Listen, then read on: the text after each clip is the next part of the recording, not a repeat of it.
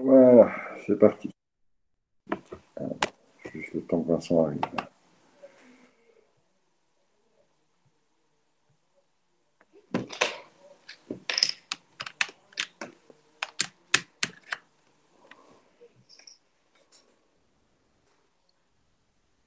Alors, on va reprendre donc ce cas hein, où on étudiait des poêles et puis des woks et où on était arrivé à un prix de revient pour les deux produits qui avaient été finis. Donc, province, nous y voici.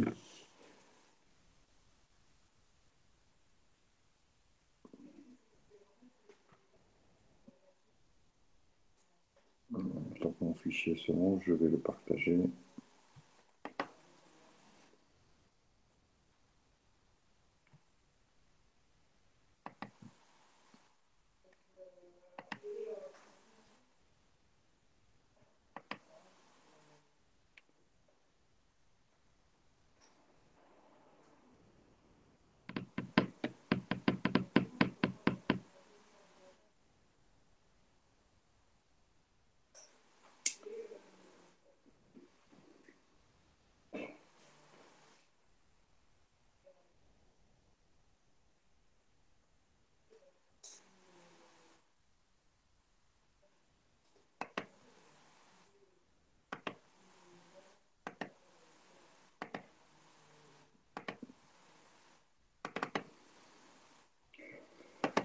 Donc,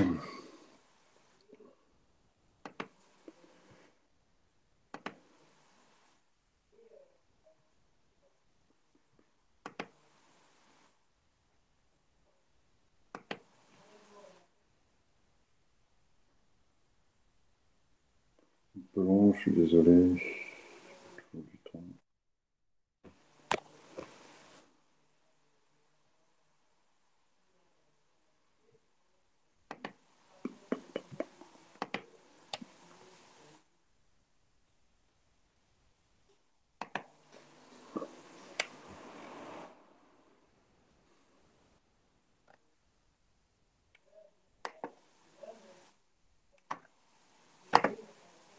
Voilà.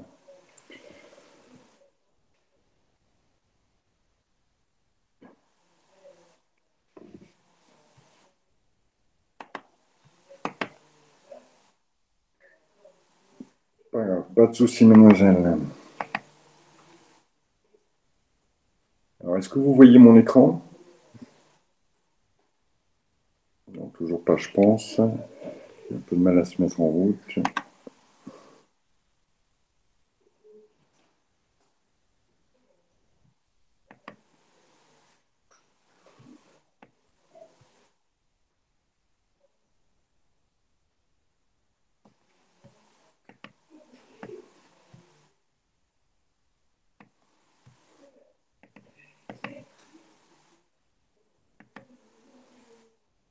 Voilà, ça arrive, je pense, tout doucement.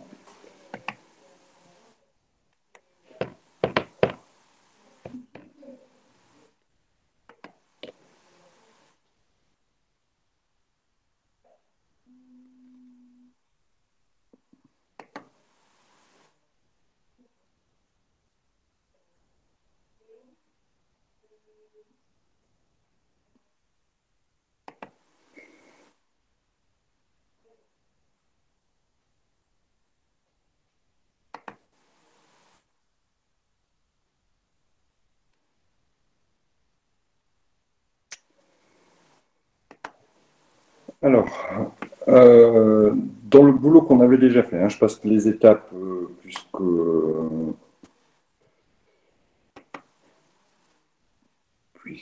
c'est pas ce fichier-là. Nous avions fini hein, le. Je suis désolé, mais mon ordinateur est merdouille à fond. Hein. Ça doit m'énerver cette affaire.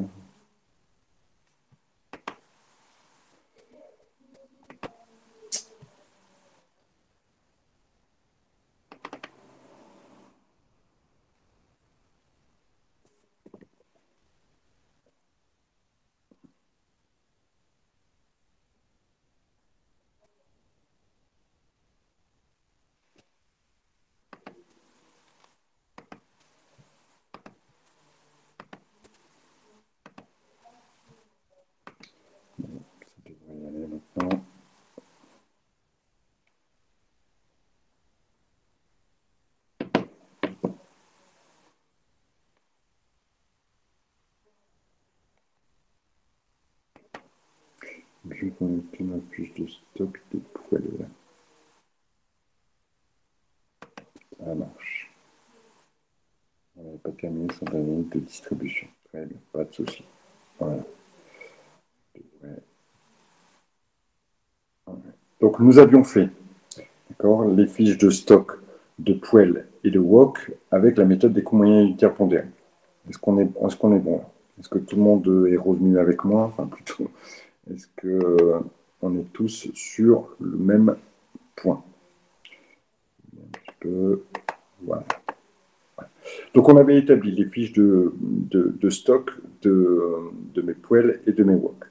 Maintenant, il va falloir passer au dernier centre, d'accord, qui est le centre de distribution. Le centre de distribution, c'est donc les personnes qui vont s'occuper de la vente, de la commercialisation des produits. Donc, on va extraire des stocks de produits finis un certain nombre de poêles et de wok que l'on va vendre. Dans ce centre, il y a des personnes qui travaillent.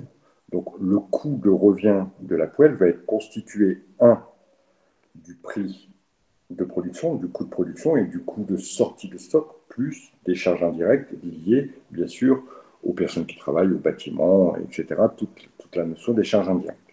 Donc, au niveau de notre fiche ici concernant le centre d'analyse de distribution, on va reprendre nos 5000 poêles qui ont été vendus, d'accord, pour un montant de 37,22 € en coût de production, d'accord. Ça, c'est le coût qui était issu de la partie, une fois que c'était sorti du deuxième atelier, d'accord, et que c'était passé dans les stocks. Et à ça, je vais rajouter les charges indirectes. Les charges indirectes, si vous vous souvenez, dans notre tableau, je vais éviter de faire des allers-retours, puisque je sais que c'est un peu compliqué pour vous des fois de suivre quand je fais des allers-retours. Mais nos charges indirectes, ici, c'était la centaine d'euros de chiffre d'affaires.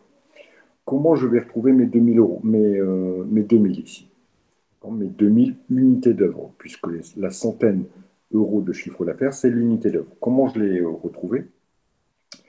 Je l'ai retrouvé en faisant le chiffre d'affaires donc lié aux poêles. Il y a eu 5000 poêles de vendus à 40 €, ce qui fait 200 000. Donc, pour connaître le nombre de centaines d'euros, et non pas pour contraire, mais pour connaître, voilà, pour connaître le nombre de centaines d'euros qu'il y a dans 200 000, j'ai fait 200 000 divisé par 100, tout simplement, et j'ai retrouvé 2000. À chaque fois qu'il y a 100 euros de vendus, il y a 10 euros de charge indirecte. Voilà pourquoi j'ai multiplié 2000 par 10 euros et que j'ai obtenu un prix de 20 000. J'ai fait la même chose concernant les WOC. Le coût que j'obtiens une fois que le centre de distribution a été vu, c'est le coût de revient. Donc tout compris, approvisionnement, fabrication, vente, tout compris, le prix ici de mes poêles est de 41,22 € et le prix de mes wok est de 56,57 €. D'accord? Je l'ai ici retraduit. Mais évidemment, je vais maintenant devoir faire ce qu'on appelle l'analyse, le compte de résultat analytique. Le compte de résultat analytique, c'est les ventes moins le coût de revient. Donc le chiffre d'affaires moins le coût de revient. C'est bon pour tout le monde? Donc regardons ici mon chiffre d'affaires d'abord. Le chiffre d'affaires, j'ai vendu 5000 poêles à 40 €, ce qui me fait un chiffre d'affaires total de 200 000 €. Et j'ai vendu 9000 wok à 80 €, ce qui me fait un chiffre d'affaires de 720 000 €. Combien m'ont coûté ces produits de façon globale? C'est-à-dire quel est leur coût de revient total? On les a calculés avant, puisqu'on va se servir maintenant des coûts de revient issus du centre d'analyse de distribution. Et on a des poêles qui nous ont coûté, dans leur fabrication, leur distribution, etc., 41,22 €. Donc déjà, ça doit vous interpeller un petit peu. Et les wok qui ont coûté 56 €. Déjà, si je vous dis que les poêles coûtent à la fabrication ont un coût de revient total de 41,22 € et qu'elles sont vendues 40 €, c'est qu'il y a un problème. D'accord? Effectivement, puisque si on regarde maintenant Ces poêles, j'ai vendu 5000 poêles, elles me reviennent, leur coût de revient est de 41 euros. Ça me fait un total de 206 000 euros. Et moi, je les ai vendus 200 000 euros. Donc, vous voyez le problème. Hein. Alors que les wok m'ont coûté 56,57 € et moi, je les vends 80. Donc, ce qui fait que mes wok, ici, sont bénéficiaires. Quelque part, j'ai un résultat qui est positif. J'ai gagné, grâce au wok, 210 000 euros. Alors que les poêles m'ont fait perdre 6 100 euros puisque je les vends moins cher que ce qu'elles ne me reviennent.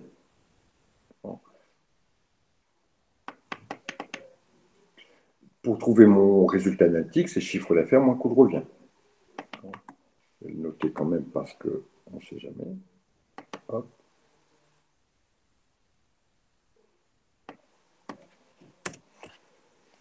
Le résultat analytique, il est égal à CA moins coût de revient. Alors, je vois que vous avez une question fort intéressante.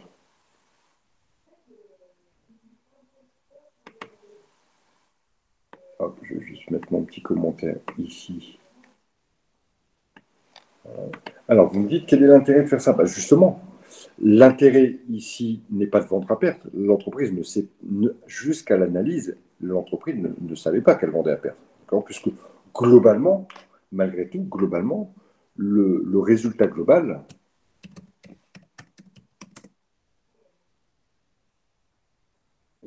tout à fait, Charlène, le résultat global,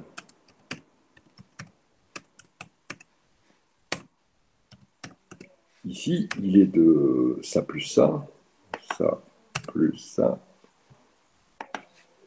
Voilà, il est de 204 000. À la fin, si on n'avait pas fait cette analyse, à la fin, l'entreprise a gagné 204 000 euros. Bon, pas de souci, hein, tout va bien. On a gagné des sous. Mais on pourrait en gagner plus. Parce qu'aujourd'hui, ce que recherchent les entreprises, pas d'aujourd'hui, mais c'est plutôt la performance. C'est le but de l'entreprise, générer le plus de profit. Bon. Donc ici, il va falloir faire quelque chose parce qu'on a un produit dans notre gamme qui ne génère pas de profit, bien au contraire, qui va générer des pertes.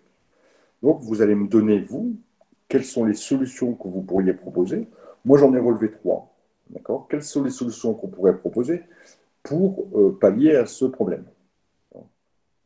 À votre avis, quelles solutions vous pourriez proposer? Puisque c'est ce qu'on va vous demander. On va dire, voilà, faites le tableau, comparez les deux produits et concluez.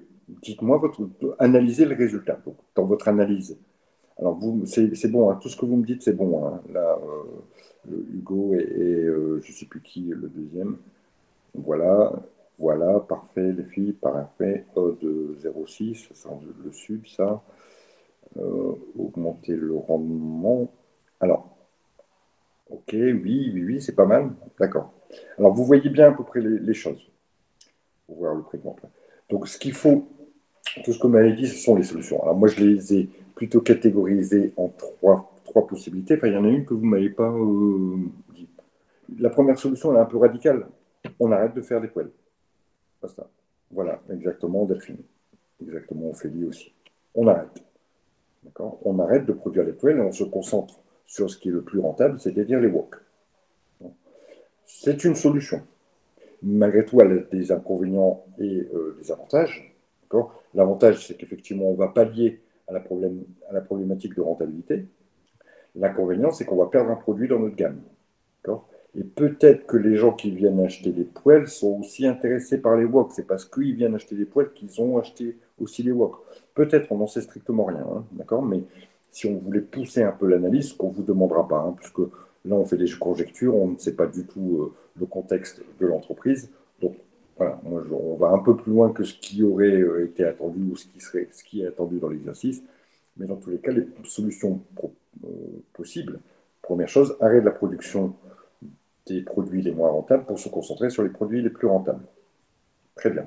Deuxième solution, rendre le produit poêle plus rentable. On peut avoir deux possibilités, soit par l'augmentation du prix de vente, donc passer à un prix qui soit supérieur évidemment au coût de revient, c'est une évidence, ou soit par la baisse du coût de revient. Globalement, la baisse du coût de revient, comment on peut y arriver? Et vous m'avez donné plein de solutions.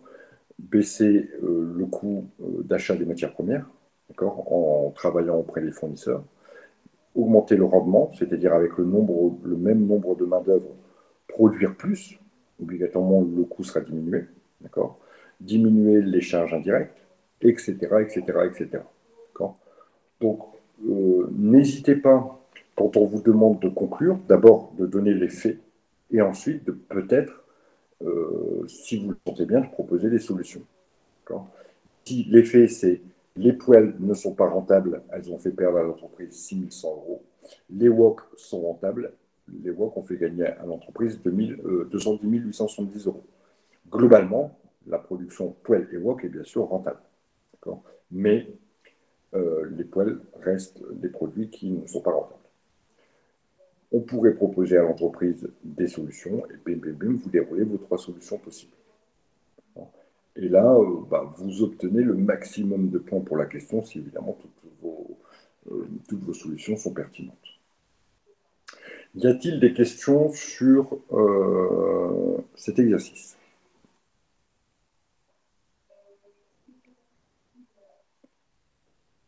Pas de questions? Est-ce que vous avez... Honnêtement, j'ai refait tout le télé, du coup, puisque moi, je n'avais pas compris. D'accord, c'est Je bien. l'ai repris, j'ai refait. J'ai tout retrouvé. Par contre, j'ai beaucoup de mal à suivre l'enchaînement des tableaux, en fait. D'accord. À comprendre ce qu'il faut faire, en fait. Du coup, en tout reprenant, j'ai réussi à refaire les calculs, mais pas votre raisonnement. D'accord. Je vais revenir sur le raisonnement et je vais vous dire comment on peut le deviner, ce raisonnement, finalement. Alors, quelqu'un a levé la main. Je vous écoute, mademoiselle Charlène. Ou non, c'est bon, c'est passé? Okay. Pas d'autres questions? Pas d'autres réflexions par rapport à ça? Alors, pour reprendre la difficulté qu'a rencontrée Delphine, c'est effectivement l'établissement des tableaux. Les tableaux sont toujours les mêmes.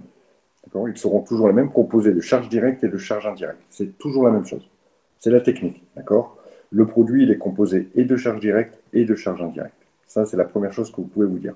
Chaque fois que vous allez faire un tableau, vous aurez obligatoirement des charges directes que vous allez aller chercher dans le libellé de l'exercice, et vous aurez toujours des charges indirectes qui seront issues de votre tableau, de votre premier tableau, des coûts de répartition des coûts indirects. Et ça sera toujours comme ça, puisque c'est la technique. D'accord? Ça, c'est la première chose. La deuxième chose, l'enseignement des tableaux, il se fait par le process de fabrication. Le process de fabrication, soit vous avez lu et on vous dit comment le produit est fabriqué, il passe par cette étape, par cette étape, par cette étape. À la limite, vous pouvez même vous passer de le lire et vous prenez votre tableau de répartition et là, vous avez les étapes du processus. Vous aurez 4 centres d'analyse, obligatoirement. Dans chaque centre d'analyse, ça sera toujours la même chose. Charge directe, charge indirecte. Vous avez toujours, et ça, ce petit dessin-là, vous pouvez l'apprendre. Toujours de l'appro, des stocks, de la production, et ça peut un peu changer. D'accord? Ça peut changer dans le nom des. Je vous avais déjà mis la première partie pour la correction dans votre de la semaine dernière. Ou je sais pas quand, la dernière fois qu'on s'est vu. Ce tableau-là, vous l'avez. Hein, vous l'avez dans le cours précédent. Et je remettrai, mais je ne peux pas vous le mettre en direct, évidemment. Euh, ça marche, hein, et vous l'aurez à la fin du cours dans le cours d'aujourd'hui. Donc ce processus ici que je vous ai dessiné, hein, où je fais des petits dessins d'usine, c'est toujours le même. Tout ce qui risque de changer, c'est que dans l'atelier de fabrication, on va changer les noms. Au lieu de mettre atelier 1, atelier 2, on va le voir avec l'exercice 2, on va avoir, je crois que c'est cuisson et conditionnement. Mais bon, ça reste 2 centres d'analyse, hein, tout simplement. Hein. On pourrait en avoir 50, ça ne change rien du tout. Ce qui est important de bien viser, c'est voilà, un peu l'enchaînement entre l'appro, les stocks, la prod, les stocks et la vente. C'est toujours comme ça. Et donc cet enchaînement, vous pouvez le déduire. Voilà. Ici, moi, je sais l'enchaînement. Ça va être appro. Après les appros, il y a toujours du stock. Toujours. Fabrication, fabrication, stock, distribution. Voilà. Et ça, il faut le savoir, évidemment. Ça, vous devez l'apprendre. Alors, on va passer à l'exercice 2. Je vais juste faire une petite opération avant de faire notre exercice 2. Monsieur, excusez-moi, j'ai dû rater quelque chose, mais j'ai pas saisi ce qu'on conseillait du coup d'arrêter de faire des poils et de faire que des walks. Alors, hop, je vais reprendre l'explication avec des chiffres, c'est mieux.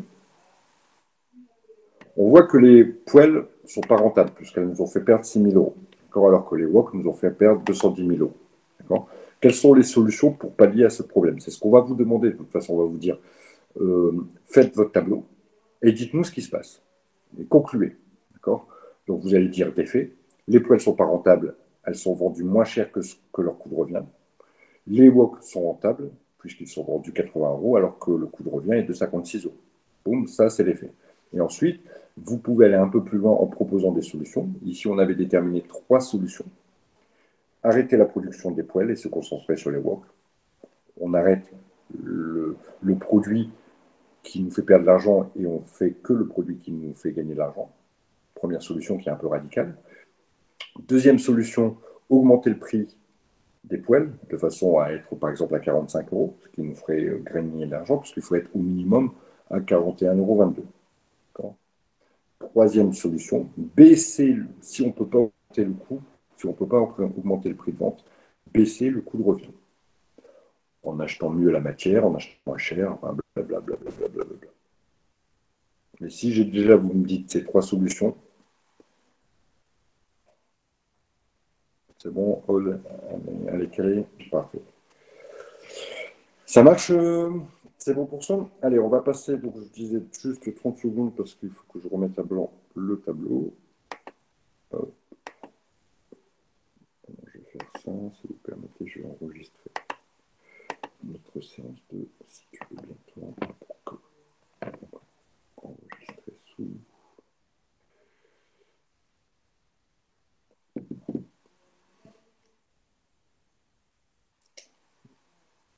C'est séance 2 et vous c'est Provence.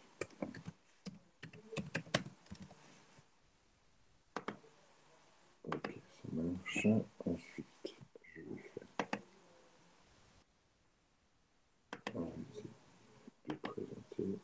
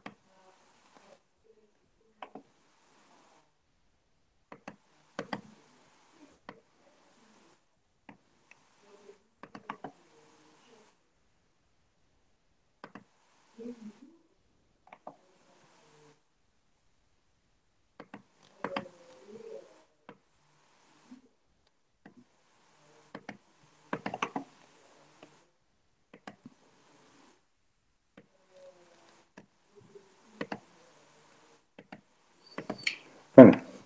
On va pouvoir y aller sur ce deuxième exercice. On va déjà prendre connaissance de l'exercice. Je vous rappelle, une des principales difficultés de ce type de sujet, c'est la diversité des informations et le fait qu'elles soient un peu éparpillées, données généralement sous des formes différentes. Et on est vite perdu et on a du mal à se situer. Donc, dans la méthodologie, il faut scinder les informations pour les charges directes, atelier par atelier, process de fabrication par process de fabrication, pour s'y retrouver assez vite. Alors ici, une entreprise fabrique 2 produits. Alors, pour information, on vous demandera toujours de comparer 2 produits. On pourrait faire et dans la vraie vie, je dirais, ça se fait, bien sûr, sur des dizaines, des centaines de produits, parce qu'il est rare qu'une entreprise ne produisent que deux produits. Donc ça peut se faire sur énormément de produits. Ce n'est pas un problème, mais nous, évidemment, au stade de la théorie, on vous demandera toujours de comparer deux produits. Et sachez qu'en général, dans 99,99% des cas, il y a toujours un produit qui est pas bon, qui est déficitaire, un petit peu, je dirais que l'exemple des poêles et des wok, c'était vraiment l'exemple type. Un produit déficitaire, un produit qui rapporte de l'argent. Toujours. C'est justement pour vous montrer que grâce à cette technique des coûts complets, on peut déterminer la rentabilité produit par produit, donc la rentabilité qu'on appelle analytique. Alors ici, on a des poêles, on a des pommes et des fraises qui sont fabriquées. Donc c'est des compotes, hein, d'accord, des petits pots de pommes et des petits pots de compote de fraises. On nous donne toutes les informations un petit peu comme avec nos wok, mais elles sont organisées différemment. Ici, on a la matière qui est utilisée avec les stocks de départ. On a les achats, on a les consommations. On a deux ateliers, vous voyez. Alors, dans le process, on va regarder tout de suite le tableau de répartition des charges. Et qu'est-ce qu'on voit? 4 centres d'analyse, toujours les mêmes. Sauf que au milieu, au niveau de la production, j'ai deux centres qu'on a appelés l'atelier cuisson, dans lequel est réalisée la cuisson des compotes.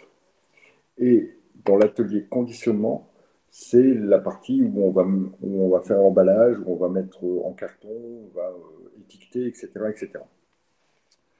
Donc, c'est exactement la même chose que l'on a vu précédemment, sauf que les noms changent. Et a priori, ça sera toujours comme ça. Donc, revenons à nos moutons.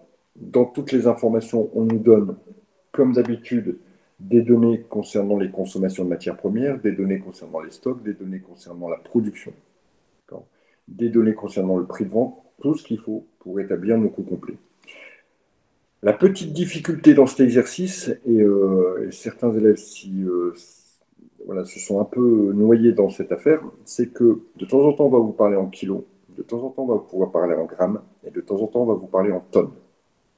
Il est indispensable, bien sûr, de connaître ces tables de conversion qui ne sont pas très compliquées ici. Il y a 1000 grammes dans un kilo et il y a 1000 kilos dans une tonne. D'accord? Ça, on l'a appris tous, peut-être au CE1, je crois. Mais des fois, ça peut poser des soucis. Pardon.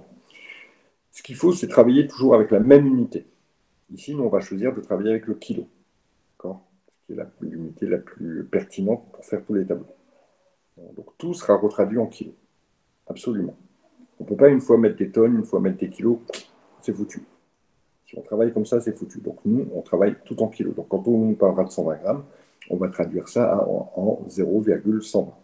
Quand on va nous parler de tonnes, de 70 tonnes, donc ça sera 70 000 kilos. C'était vraiment la difficulté de cet exercice. Sinon, on va voir qu'on va procéder exactement comme dans le premier exercice. Ici, est-ce que quelqu'un a tenté de le faire? Maxime, ok. Vincent, ok. Très bien. Bon, je vais procéder à la correction, d'accord? Lorraine aussi. Je vais procéder à la correction surtout. Alors, pour ceux qui l'ont fait, ça sera peut-être un peu plus facile parce que vous allez pouvoir suivre le déroulé sur votre fiche à vous, d'accord? Mais surtout pour les autres, dès qu'il y a un point que vous ne comprenez pas, vous n'hésitez pas. Je répète, hein, je peux redonner des explications des dizaines et des dizaines de fois, ça ne me dérange pas. Par contre, qu'il n'y a personne qui réagisse, là, je serai un peu étonné, je vous l'avoue. Alors, on y va. La première opération que l'on doit faire, c'est la répartition des charges dans notre tableau ici. D'accord? Alors, on sait que l'unité d'œuvre ici, ça sera le kilo de fruits achetés. Ici, ça sera le kilo de compote obtenu. Ici, ça sera le petit pot conditionné. Et ici, ça sera le petit pot vendu.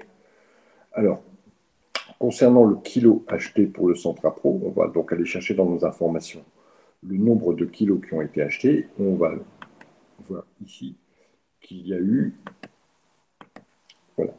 170 000 kilos achetés.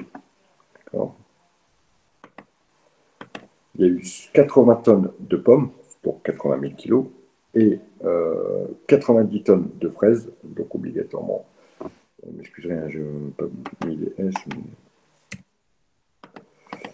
et donc ça nous donne 170 000 kilos. D'accord. Ici, On va retrouver un coût, 12 000 simplement divisé par 70 000, c'est le principe de la répartition des charges indirectes, qui est de 0,07. On va faire la même chose ici sur les autres éléments. Donc,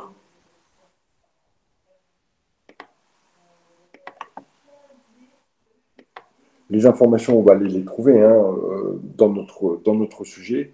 Combien y a-t-il eu de kilos de compote fabriqués? Il y a eu 78 000 kilos de compote fabriqués. Comment j'ai obtenu ces 78 000? Je sais qu'il y a eu 300 000 petits pots de pommes qui ont été fabriqués et que chaque pot pèse 120 grammes. Enfin, un contenu de 120 grammes. Donc, j'ai fait 300 000 multiplié par 0,120 et j'ai obtenu, en additionnant fraises et pommes, 78 000 kilos de compote qui ont été fabriqués. C'est pas compliqué. Il faut simplement aller chercher les informations. D'accord? Il faut faire preuve d'un peu de sagacité, d'un peu de perspicacité et d'aller chercher les informations que l'on va trouver obligatoirement dans le sujet. Je vous écoute, Vincent. Moi, j'ai une question par rapport à ce tableau. En fait, j'arrive pas à comprendre comment on arrive à en retirer un prix alors que les 12 000 du haut, c'est des kilos. Enfin, pour moi, c'est ce qu'on avait déjà en stock. Alors, les 12 000 du haut. Des totaux de répartition secondaire, le 12 000, pour moi, c'est ce qu'il y avait déjà en stock. Non, vous confondez. Ah, ok, C'est un hasard si le chiffre est le même. d'accord. Mais du coup, c'est ce que, en fait, la ligne du haut, c'est ce qui nous a coûté avant quand on a rentré quand on a fait une précédente fabrication, ça. Et ce qui nous reste? Non, ça n'a rien à voir. Les 12 000 et les 60 on parle bien des 12 000, 60 000, 23 Ouais, 000, exactement. 20 000, d'accord? Ces montants-là correspondent à des frais que l'on ne peut pas répartir de façon directe sur les pommes ou les fraises. D'accord. Et par exemple, les gens qui vont travailler dans la partie approvisionnement, c'est bien souvent de la logistique, il va falloir passer des coups de fil pour faire les commandes, éditer les bons de commande, éditer les bons de réception, etc. Les coûts engendrés par les personnes qui travaillent, on ne peut pas dire, voilà, à chaque fois on peut pas dire les kilos de fraises, c'est autant, les kilos de pommes, c'est autant quand tu passes un coup de fil. Bon, c'est compliqué de répartir, alors qu'un kilo de pommes, on sait combien ça coûte, un kilo de fraises, on sait combien ça coûte. Mais en dehors du prix direct, il y a d'autres charges que je dois ajouter. Globalement, les gens qui travaillent là, ça me coûte 12 000 euros. Donc ça veut dire qu'à chaque fois que le mec il achète un kilo, ça me coûte 7 centimes. Donc ça n'a aucun rapport avec les stocks initialement enregistrés en matière de matières premières. D'accord? Ce sont ce qu'on appelle des charges indirectes. On l'avait noté, il me semble, dans notre premier exercice. Oui, mais maintenant ça me paraît plus clair et je comprends mieux du coup. D'accord. J'ai Voilà. eu un petit Vous voyez, bug. les charges indirectes, ça peut être les coûts de locaux, l'électricité, les frais téléphoniques, etc. Ça peut être plein de choses. À la limite, peu importe. On sait qu'il y a des charges indirectes, on nous a donné le montant. Et du coup, juste une autre question, on va pas séparer les pommes ou les fraises ou comme tout à l'heure les poils et les... Après, dans notre centre d'analyse, là pour l'instant, c'est comment on répartit les charges. On n'a pas encore attaqué le centre d'analyse approvisionnement. On n'a pas encore commencé l'exercice, je dirais. Mais il y a une partie préparatoire à faire à cet exercice, c'est le remplissage de ce tableau-là, qu'on va vous demander à chaque fois. D'accord. Et le remplissage de ce tableau-là va nous permettre ensuite, dans chaque centre, d'ajouter ces charges indirectes. Oui, mais justement, par rapport au... Là, on va dire 0,07, ça nous a coûté pour les acheter Ouais. en charge indirecte. Mais ce qu'il y a, c'est que les pommes et les fraises, elles n'ont pas forcément... Ah oui, non, c'est des charges directes, du coup. Si c'est pas le même prix et tout Voilà, ça, c'est direct. Okay. Exactement, ce sera après, au moment où on va vraiment les acheter, d'accord, on va compter le coût d'achat du kilo de pommes plus des charges indirectes. Ok, ça marche, merci. Ce premier tableau, c'est vraiment un tableau préparatoire pour trouver dans chaque centre quel est le coût indirect qui va être induit et qui va être utilisé. On va passer maintenant dans la partie maintenant des achats. Donc c'est notre centre d'analyse ici, approvisionnement. D'accord. Donc ici, on travaille à l'achat de pommes, de matières premières. Hein. Je vous rappelle, hein, dans la première partie, approvisionnement, c'est de la matière première. Dès qu'on va rentrer dans la partie production, donc tout de suite après l'approvisionnement, en général, il n'y a pas d'autre partie, on va travailler en produit fini. Donc ici, j'achète des pommes et des poires. Donc je fais mon petit tableau classique, hein, ce sera toujours les mêmes. Donc j'ai les coûts directs. Donc c'est le coût d'achat de la matière première. Hein. Donc ici, concernant mes pommes, j'en ai acheté 80 tonnes à 55 centimes le kilo, d'accord? Donc 80 000 kilos à 55 centimes, donc j'en ai acheté, ça m'a coûté 52 000.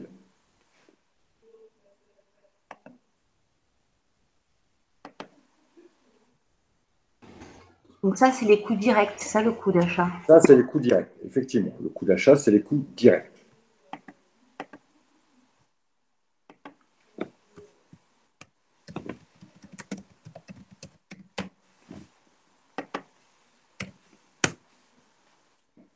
Ensuite, les coûts indirects,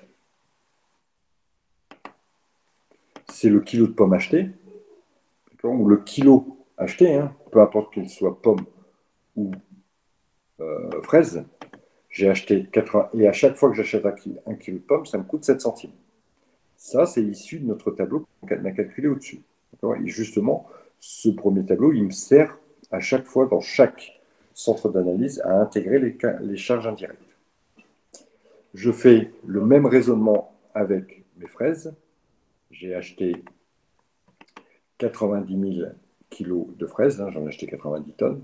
Chaque kilo coûte 75 centimes. Et en plus, pour acheter un kilo à chaque fois, ça me coûte 7 centimes. Donc j'ai rajouté 90 000 fois 7 centimes. Donc je vais retrouver des coûts ici. Donc finalement, il faut rajouter à chaque fois 7 centimes. Hein. C'est pour ça que mes pommes maintenant me coûtent 72 centimes le kilo. Et que mes fraises me coûtent 82 centimes le kilo. Elles me sont revenues finalement, après charges directes et charges indirectes, à ce prix-là.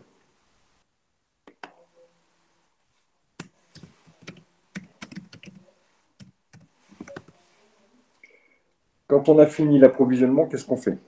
Dites-moi. La fiche de stock. Les stocks. Vincent, c'est une autre question ou vous avez oublié de baisser la main? Vous avez oublié de baisser la main. Ouais, pardon, désolé. Non, pas grave. Donc, je vais réaliser mes fiches de stock. Voici mes fiches de stock. Donc, d'abord, les pommes. D'accord. Et ensuite, je ferai mes fraises. Fiche de stock classique. Les entrées et les sorties. Je vais d'abord indiquer ce que j'ai en stock initial. D'accord. Donc, ça, c'est une information que je vais aller lire dans mon tableau,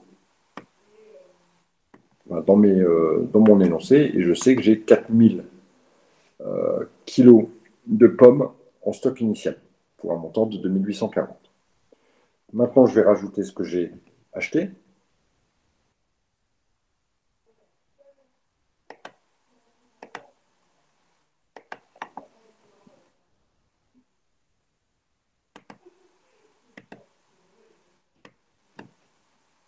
Et je calcule mon coût moyen unitaire pondéré. Ici, il ne va pas y avoir beaucoup d'influence, puisque les deux prix sont relativement proches. Je vais regarder ce qui va être consommé, ce qui va être sorti des stocks. Donc, je sais que l'atelier suivant, qui est l'atelier cuisson, va me demander de sortir des stocks 70 tonnes pour pouvoir fabriquer les petits pots. Je peux l'indiquer en sortie. J'avoue qu'elle n'est pas forcément très utile, cette ligne.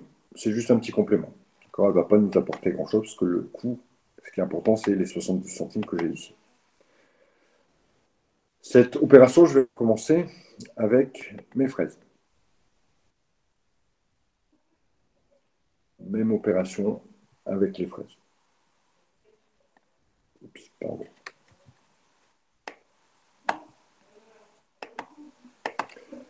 Donc, toujours le stock initial.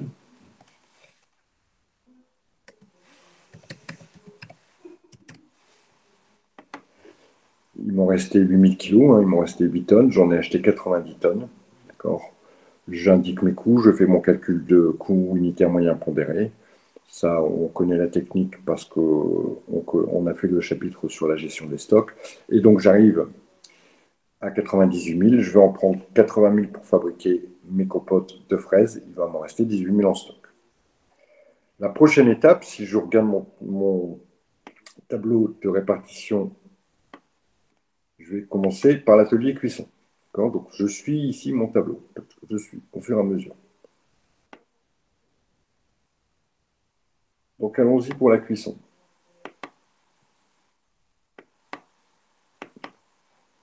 Quand je suis ici, hop, je vais cacher ces petits trucs parce que pour l'instant, ils ne nous intéressent pas. Masquer. Quand je suis ici, maintenant, qu'est-ce que j'étudie?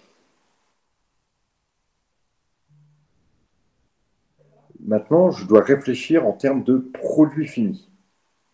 Non plus raisonner en termes de matière première, mais ici, je dois raisonner quel est le coût maintenant au terme de la cuisson, de la compote de pommes et de la compote de fraises. C'est ce que je suis en train de chercher. C'est pour ça que ici, je vais raisonner en termes de compote de pommes et de compote de fraises.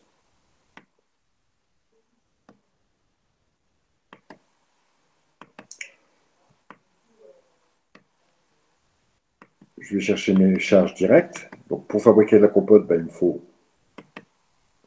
la matière première et il me faut des heures de main-d'œuvre.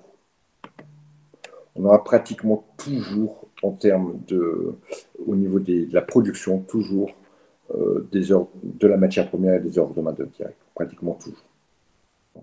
À la lecture des informations, ici, d'abord, je sais que je vais utiliser 70 000 kilos de pommes. D'accord.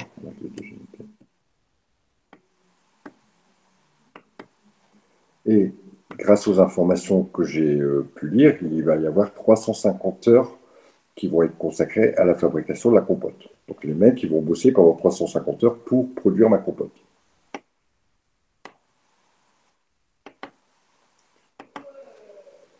À 13,89 €. Je vais avoir la même opération ici concernant les fraises.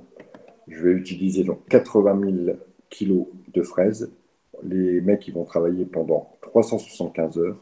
Donc voilà les charges directes. En termes de charges indirectes, il suffit d'aller me positionner dans mon tableau des répartitions des charges indirectes. Combien ai-je obtenu de kilos de compote?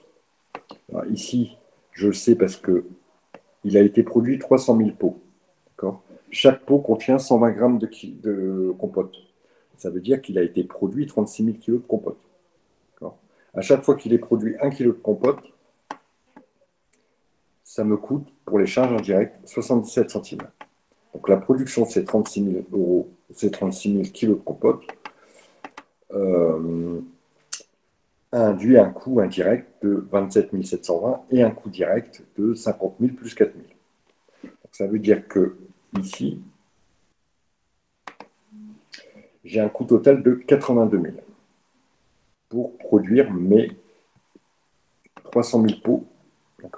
Alors, soit ici, on travaille tout de suite en pots, ou soit on reste en kilos de compote. Alors, a priori, dans le process, la compote, elle est mise dans les pots dans l'atelier conditionnement. Donc, moi, je serais plutôt partant de rester sur des kilos de compote produit, c'est-à-dire ici 36 000. Donc, a été produit dans l'atelier cuisson. Si je ne mets pas du noir, ça va pas aller. A été produit dans la partie cuisson.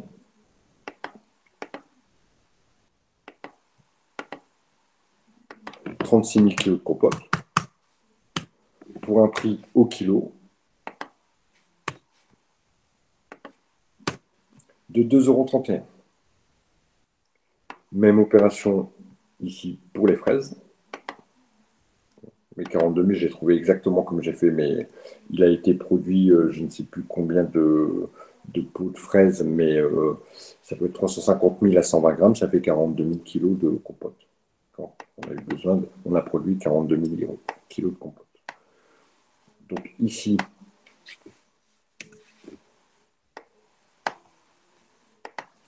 ça m'a coûté au total 103 000. Pour produire 42 000 kilos de compote, ça veut dire que le kilo de compote a coûté 2,46 €. Maintenant, je vais passer dans l'atelier conditionnement. Donc, je prends la compote et on va les mettre dans des pots. Donc, dans la partie conditionnement. Excusez-moi, juste Oui. j'ai une question. Allez-y, je vous écoute. Par rapport on nous a dit dans l'énoncé qu'il y avait 44% de charges sociales. Est-ce que c'est pas des charges directes ou indirectes à placer dans ce moment-là pour la main-d'œuvre?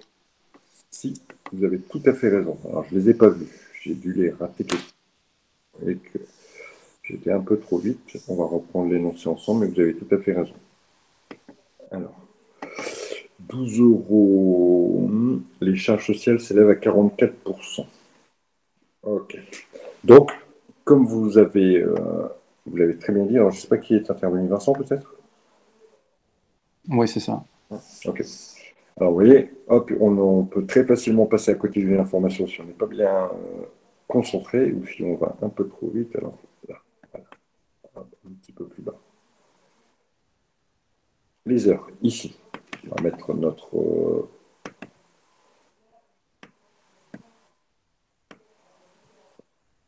Donc, on nous a dit que l'heure coûtait l'heure de main-d'œuvre, c'est 13,89 € plus 44% de charge sociale. Et du coup, ça va dans les charges directes aussi? Oui, bien sûr. Ok, ça marche. Donc, ça me fera finalement 13,89 plus, alors si on y va, 13,89 fois 44%. C'est égal, je fais un petit calcul sur le côté.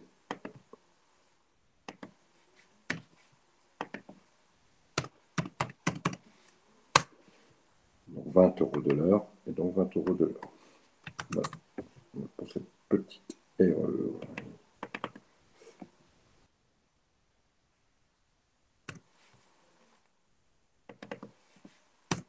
Okay, c'est bon pour ça. On a rajouté les charges. Alors, on ne va pas trop épiloguer là-dessus parce qu'on n'a pas encore vu la partie salaire, etc. Dans nos cours. Voilà, c'était une petite notion en plus, je voyais qu'il ne fallait pas trop rater et que moi, j'avais raté. Monsieur, c'est pas grave si dans le tableau, on l'a pas mis dans la main-d'œuvre directe, mais on a fait une autre ligne, en fait, juste les charges. C'est pas grave si c'est pas regroupé. Non, vous auriez pu avoir deux lignes ici, les salaires, et puis après, les charges. Ok. Si vous arrivez au même résultat, il n'y a pas de raison que ça ne fonctionne pas. A priori, non, c'est pas du tout déconnant. On peut très bien l'avoir fait comme ça, sans aucun problème. On va reprendre cette même opération dans l'autre atelier. D'accord? Donc ici, on va passer dans l'atelier. Et cette fois-ci, on ne va plus raisonner en compote, mais en petits pots de compote. Puisque cette fois-ci, on fabrique des petits pots de compote. Pareil pour la partie de fraises, des petits pots de fraises.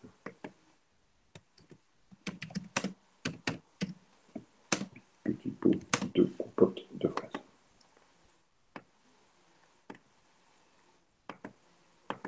Alors ici, il faut d'abord de la compote, qui est issue du précédent. Il va nous falloir de la compote et pareil, il va nous falloir encore de la main-d'œuvre directe. Tout ça étant les charges directes. Et au niveau des charges indirectes, on va retrouver nos petits pots. Donc la compote, on va simplement reprendre exactement ce qui sort de l'atelier cuisson, passe dans l'atelier, il n'y a pas de déperdition, hein, passe dans l'atelier conditionnement. Donc, hop, je vais reprendre mes bons chiffres. Donc il a été fabriqué 36 000 à 2,36 € pour 81 et il a été fabriqué 42 000 kilos. Très bien. Ensuite, on va avoir la main-d'œuvre. Alors, il faut juste que je rajoute mes petites charges. Donc, bien sûr, ces éléments-là, hein, on les a issus des données que l'on avait prises précédemment. Et ici, on va retrouver un montant de 18 et un montant de 18. Combien ai-je produit de petits pots? J'en ai produit 300 000. Ici, j'ai des coûts indirects. À chaque fois que je conditionne un petit pot, ça me coûte 4 centimes. C'est peut-être d'ailleurs le contenant, hein, le contenant, voilà.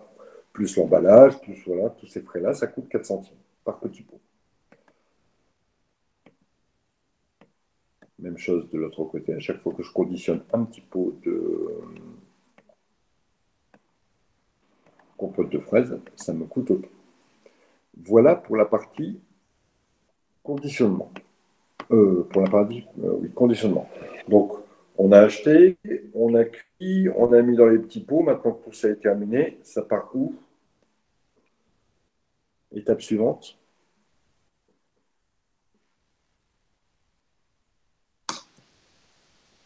Stock de produits finis. Très bien. Alors, c'est la même méthode. Je vais aller juste un peu plus vite, hein, d'accord? Je ne vais pas refaire tous mes calculs. Vous avez compris, c'est exactement comme les stocks de matières premières. Vous pourrez le visionner, mais je veux qu'on avance un petit peu. Donc, voilà l'état de mes stocks. J'ai repris mes stocks initiaux qui étaient donnés. J'ai rajouté ce que j'ai fabriqué. J'ai retiré ce que j'ai vendu, qui vont partir là pour être vendus. On arrive au dernier atelier, au dernier centre, qui est le centre d'analyse ici, pour la partie des ventes. Donc on vend des petits pots, hein, ça, il n'y a pas de problème là-dessus. On a vendu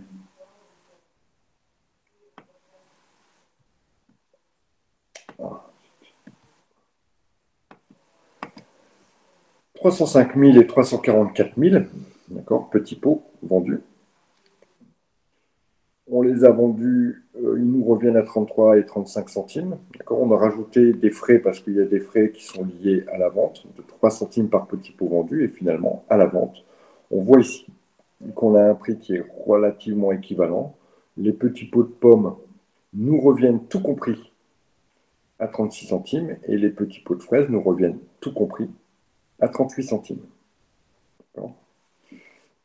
Ils sont vendus, évidemment. Alors, la partie analytique nous donne cela. Les petits pots de pommes sont vendus 50 centimes, les petits pots de fraises sont vendus 55 centimes, sont vendus un peu plus cher. Par contre, ils coûtent aussi un petit peu plus cher. On a ici nos coûts de revient de 36 et 38 centimes. Et donc, on a notre résultat analytique qui va se calculer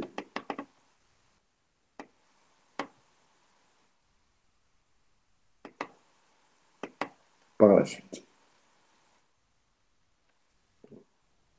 Alors, je vais juste contrôler un petit truc.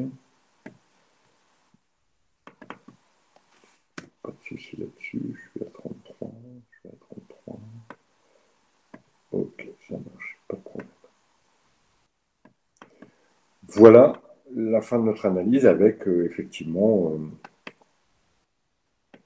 ici, alors j'avais poussé un peu l'analyse en mettant en pourcentage la rentabilité, le taux de rentabilité. On fait le résultat divisé par le chiffre d'affaires et j'avais un taux de rentabilité qui était légèrement supérieur pour la partie des fraises.